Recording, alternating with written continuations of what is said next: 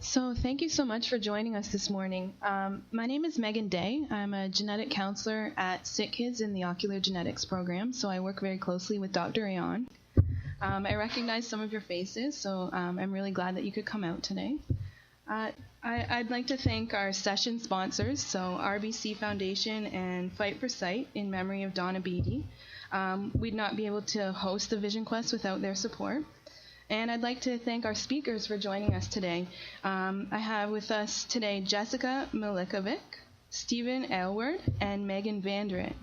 And they're going to each talk for about 10 minutes or so, 5-10 minutes, and give you some information about their lives. So our first speaker today is Jessica Milicevic. She's 18 years old and diagnosed with Stargardt at age 6. Jessica will soon graduate from high school, and she's going to be on her way to college. She'll soon also train at the Guide Dog School in Ottawa to receive a guide dog. So I'd like to introduce Jessica.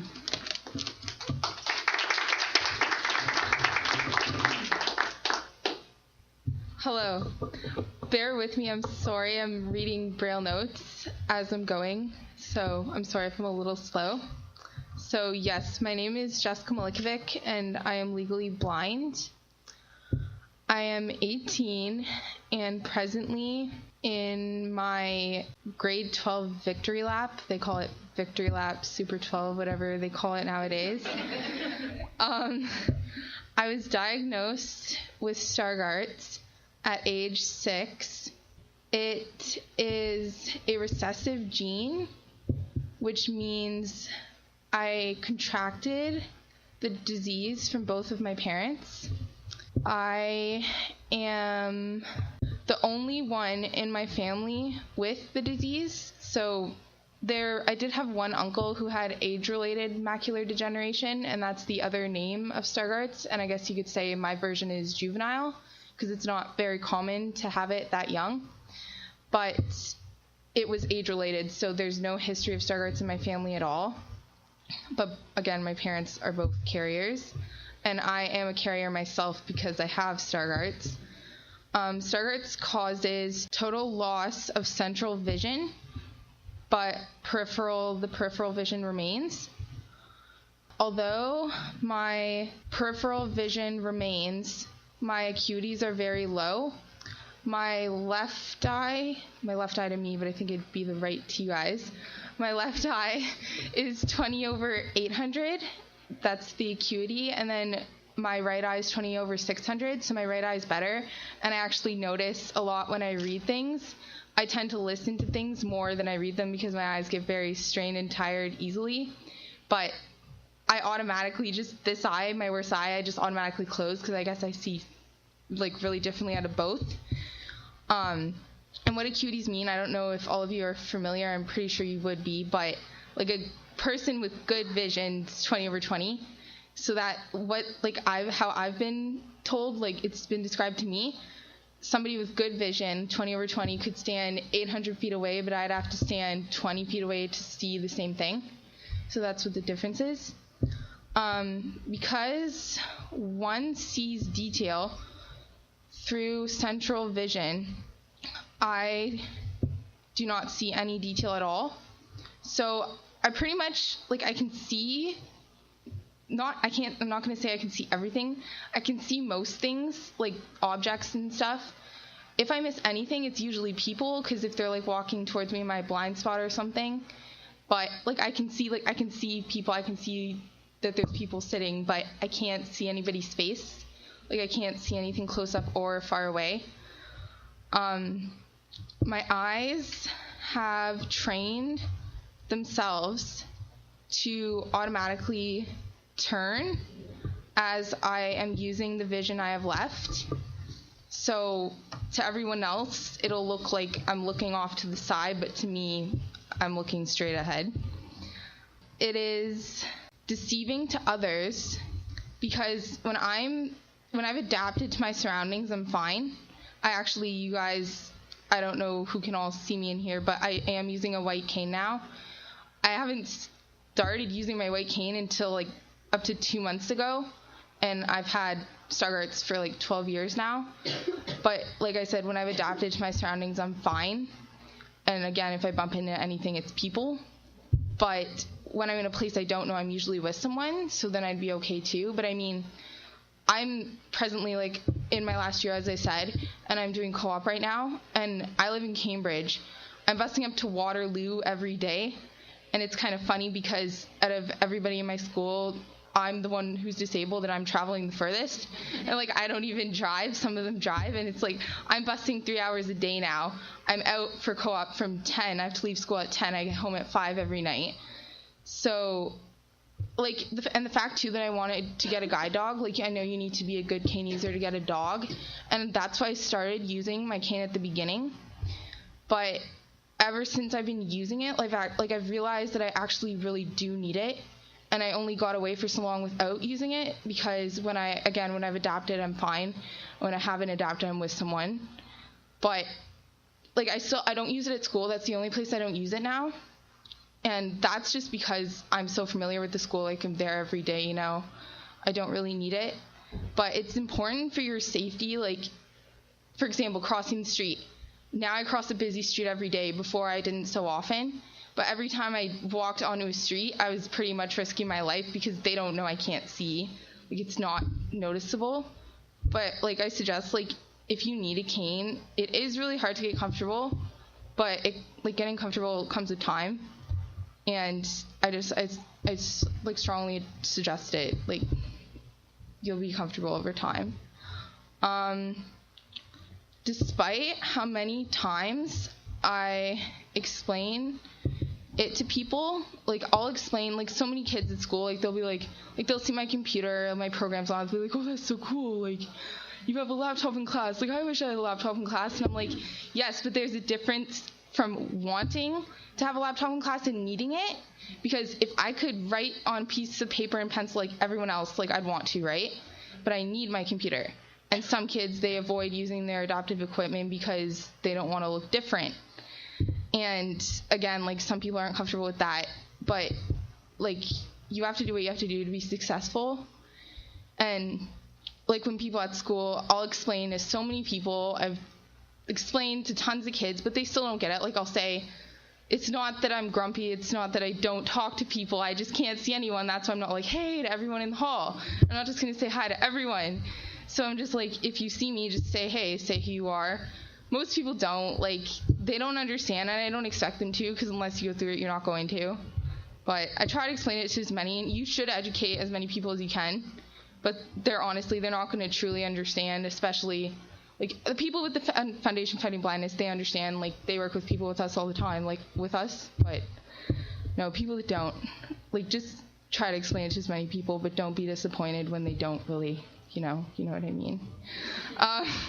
Okay, before I go off to college next year, I am planning to get a guide dog, as I said, and I'm going to apply to go to Conestoga College because I do live in Cambridge, and I want to stay at home. I don't want to stay in res, so I could bus there every day. It's not far from my house. And I'm planning to take social work because I like talking to people, and that's something I'm interested in. Throughout the day, I use adaptive equipment to be as successful as possible. So I use my laptop in school. It has Zoom text on it. Like, I have it at like 12 times, so it's really big. It's like 3 letters on the screen at a time. And like, say if my mom's helping me with homework and like something, like, I'll be flying around, she'll be like, you're gonna make me sick, because like, I go so fast and I use a lot of shortcuts and everything, right? But often I just listen to it, like I said, because my eyes get very strained and tired.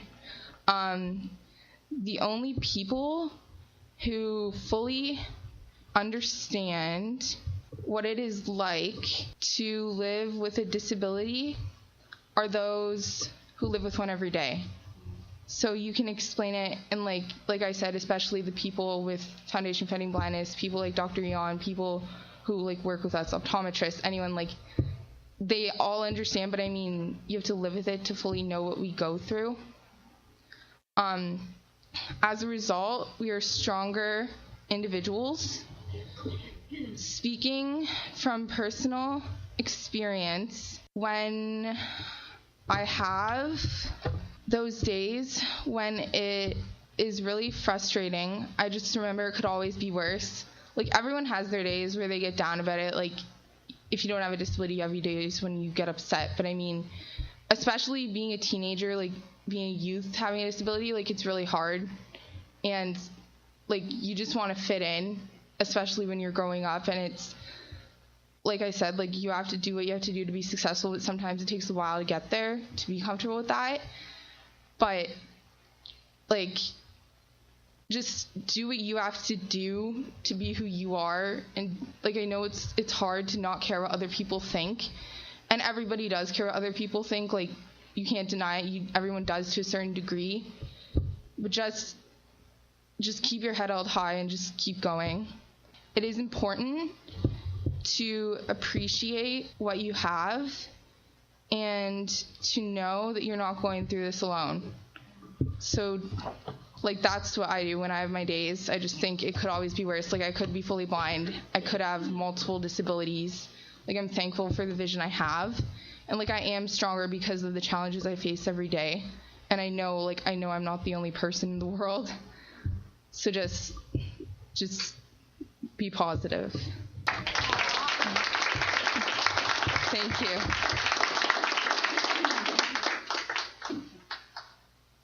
Thanks, Jessica. That was amazing. Our next speaker is Stephen Aylward. He was diagnosed with retinitis pigmentosa as a young child. Stephen's a Rhodes Scholar and is currently a law student at the University of Toronto. Stephen will soon be clerking for Justice Cromwell in the Supreme Court of Canada. Please welcome Stephen.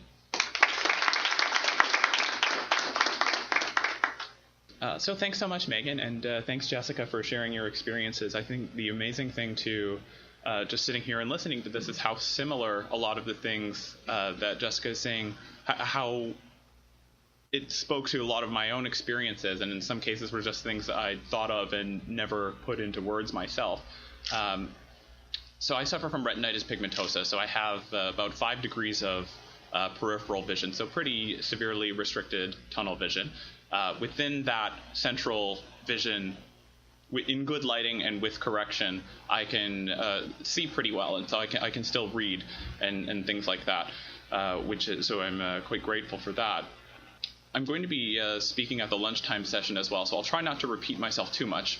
I think it would be bad if I didn't repeat myself at all, because that would mean I was telling 2 different life stories, and that would mean that at least one of them would have to be false. I'm originally from Newfoundland. My family is affected by retinitis pigmentosa, and so I'd always grown up knowing that I suffered from retinitis pigmentosa, and it was just a matter of coming to understand what that meant. Like Jessica, I just started using a white cane last year, and looking back, I really don't know how I got along without it. I think I was really worried, like Jessica says, about this worry about not fitting in and about making such a public statement about being someone who suffers vision loss and having that be such a primary identifier. I was very uncomfortable with that. I think the 2 biggest worries that I had were worried about putting a social distance between myself and other people, about other people seeing me primarily as someone with vision loss and only secondarily as as another person just like them. And the other thing is that I was worried about harassment, that in some ways you are making yourself a target in carrying a white cane, which is a sad reality, but that you're identifying that you're a person with a vulnerability. And I have to say, so I've been carrying it for a year and change now, and I think my worries were greatly exaggerated, and I think you have to set off the risk in terms of harassment or vulnerability against the risk to safety of not carrying the white cane. For me, the reason I started carrying it was I was summering at a law firm, a Bay Street law firm last summer, and I walked off a loading dock at a firm social event. It was about a 3-foot drop. I was fine. I banged my knees up pretty bad, but it wasn't any lasting damage, but it could have been a lot worse. And that was, I think, a real wake-up call for me. And so I started, taking it a bit more seriously. And I think the balance there is really favors carrying the white cane and getting along. My shins are very grateful for it. They've you wouldn't believe the difference between the summer pictures of me wearing shorts this year from last year. So that's been a great improvement and a change that I'm very grateful for. And I think that's one of the great things about having these conferences is that we get to come together and talk to other people living with vision loss. And I think it's validating and provides a lot of comfort to know that there are other people who are struggling with these same sorts of questions and who come to the same sorts of realizations. So I was asked to talk a little bit about my vision loss and my own career choices and where I've ended up right now and where I'm going. I think from going through high school, and in science class, whenever it came time to look through a microscope, I would just have no idea what was going on, or looking at the prism to split up light. I don't even remember what that's called, but optics. Yeah. Okay. Yeah. I just remember having absolutely no idea what was going on, and for me, I actually ruled out anything sort of science related quite early. I mean, that's not to say that there aren't people living with vision loss who can't be scientists or anything of the sort. But for me, it just seemed like the law was a good option. I come from a family of lawyers, and so I'd always been engaged in those sorts of debates. So, there are great role models as blind lawyers. We have like David Lepofsky in Toronto as an inspiration. He's one of the top litigators in the country, and he's more or less completely blind. And it's amazing some of the things that lawyers with vision loss have been able to accomplish. And so, for me, that was something that sort of steered me in that direction a little more, much to my father and grandfather's delight as well, I'm sure. And so that was something that sort of pushed in that direction. Another big life choice that was sort of influenced by my living with vision loss, I actually went away for university. I moved to Montreal to go to McGill University, which is a huge change from St. John's. It was actually a very bold decision, I think, at the time. And my parents and my grandparents were very worried about this idea of me moving to a new environment where I didn't have a support network and didn't know my way around, and how was I going to survive. And they didn't stand in the way, though, and I'm very grateful to them for that, and keeping their worries to themselves.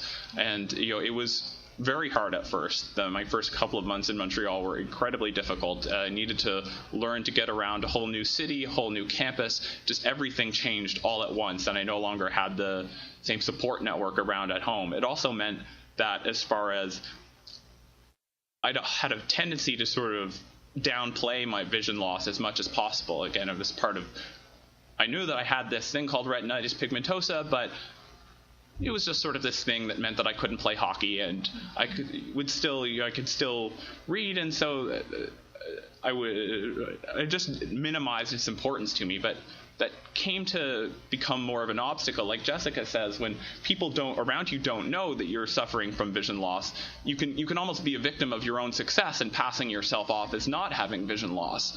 I went on a date with a girl when I was in Montreal, where I kept running into cars. We were just walking on Saint Laurent, and I parked cars. Important detail. And I crashed into a couple of cars, and to her that just looked really odd and couldn't be explained, and so she just started making fun of me, and like you would. But then I felt it was too cruel to bring up that I had a visual impairment, because I didn't want to make her feel like a terrible person. So anyway, there wasn't a second date. See, that's one of the benefits of the cane, is that you're not stupid, you just can't see. Yeah, no, exactly. It's well, that's it. It gives people a good heads up for that. I mean, it's a force field on the subway. It's so long as it's not too crowded. And then that plays into the trade-offs of carrying the cane as well. As part of it is harassment, and sometimes you get stopped by people who oftentimes will have their own problems and make inappropriate comments. Another thing is just I take the same route to school every day. I carry the cane just to help navigate, but I know where I'm going and what I need to do to get there. And people are, often incredibly helpful and will stop me, and that's great. But at the same time, when I'm just on my way to school and trying to listen to an audiobook on the subway or something, it can be a bit of an interference, right? And so I actually sometimes I'll just put in headphones even if I'm not listening to something, just because it helps me to people are less likely to talk to me. I mean, that sounds like a strange thing to say, but sometimes you do want that personal space, I think. And so, yeah, I think in my case it's been a matter of coming to terms with accepting that my vision loss is real and that it's not going away, and that it's something that I need to accept as part of my personality, and to learn to communicate my needs with those around me when necessary, and to use adaptive technologies and other coping strategies. And that means sometimes I always sit at the very back of the movie theater, just because it's with the tunnel vision, the further back you are from something, the better you can see it. And so I can still follow most movies. Action films I have a terrible job trying to understand. But yeah, and 3D is a terrible innovation. That was a real move backwards, I thought.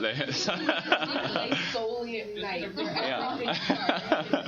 Yeah. I went to see Jurassic Park 3 for one of my birthdays when I was a child, and it was just the most horrible birthday. So we were in a bus hanging off a cliff in the dark and the rain for half the movie, and I had no idea what was going on. So yeah. Harry Potter movies too. Those are horrible. Yeah. And then you read the movie, and then it's like, oh, this is what this movie is. Yeah, that's what happened.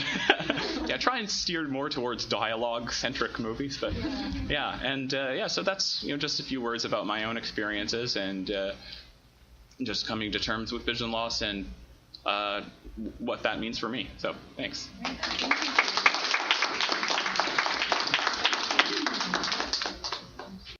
Okay, that was great. Thanks very much. So our third speaker today, our final speaker, will be Meghan Vanderyt. She is a 17-year-old and has been living with retinitis pigmentosa since she was 11. Her vision changed drastically in grade 9, and since then she's made it her main goal of overcoming her vision loss. Meghan and her family are also involved in the Foundation Fighting Blindness fundraiser, Ride for Sight. So I'd like to welcome now Meghan.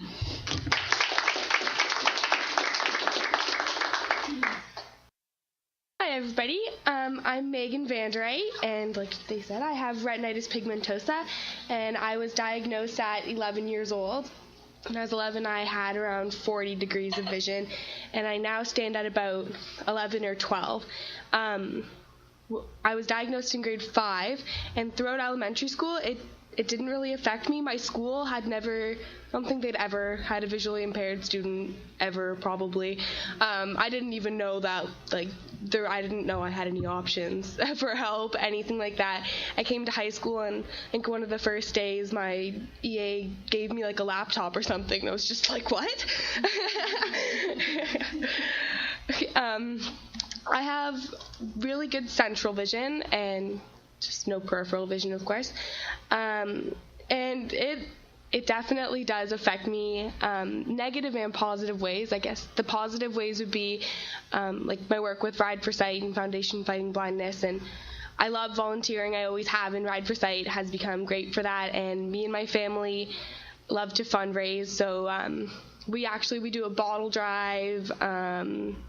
There's a couple things, golf tournaments, things like that. We've raised, I think, almost $40,000 to date. So,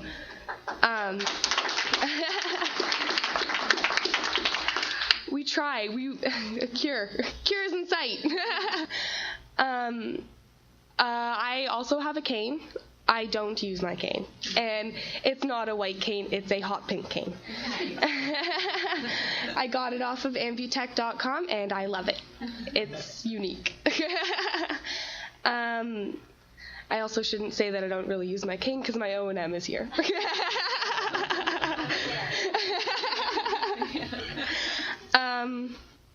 It's in high school, I find it a problem mostly walking through the halls. Say I'm with a friend and I'm walking down the hall together and I'm just talking away, and they leave and turn off and I don't notice.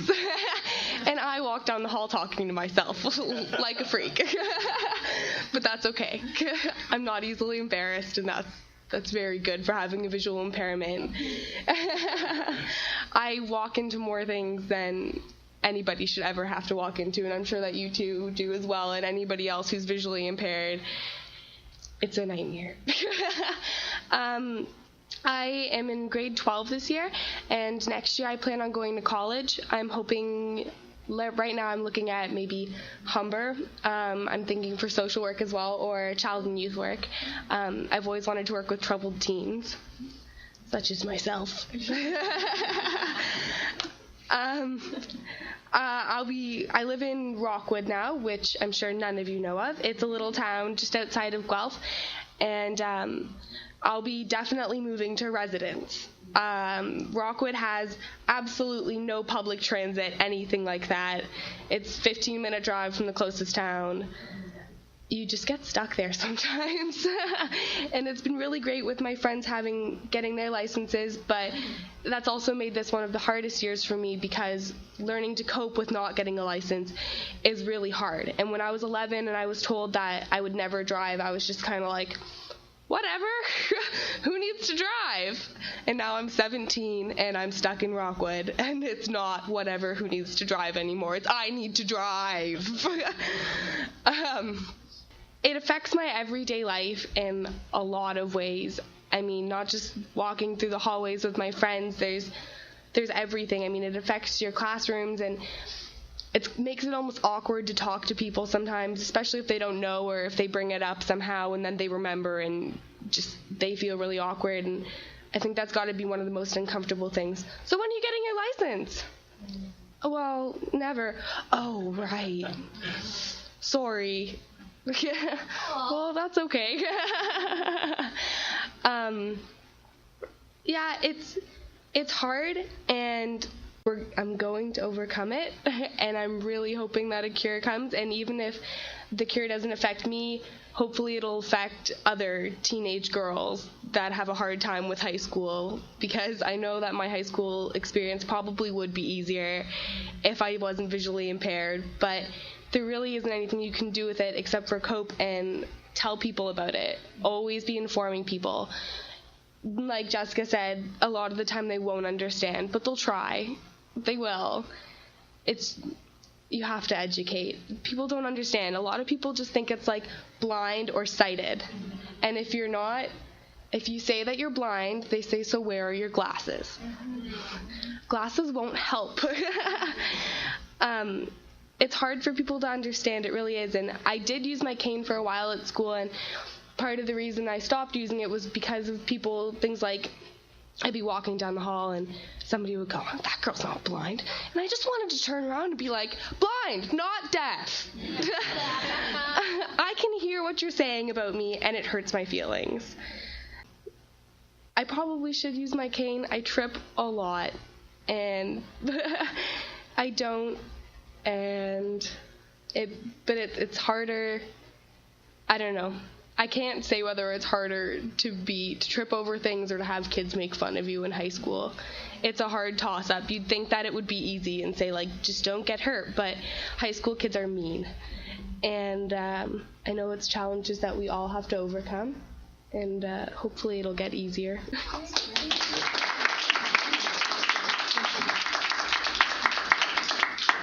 Thank you, Megan. That was really great. Thank you.